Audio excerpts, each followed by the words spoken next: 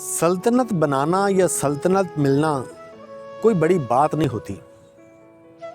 बड़ी बात है सल्तनत पर कब्जा रखना। नहीं तो आसपास के गीदड़ और भेड़िए बहुत नुकसान पहुंचाते हैं।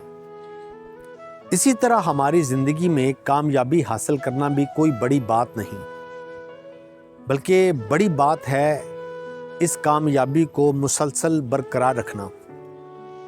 जहाँ कामयाबी मिलती है वहाँ पर इज़्ज़त, दौलत, शोहरत भी मिलती है, और इसके साथ साथ कुछ लोग भी हमारी ज़िंदगी में आते हैं, और उन लोगों में कुछ हमारे दोस्त और कुछ दुश्मन होते हैं।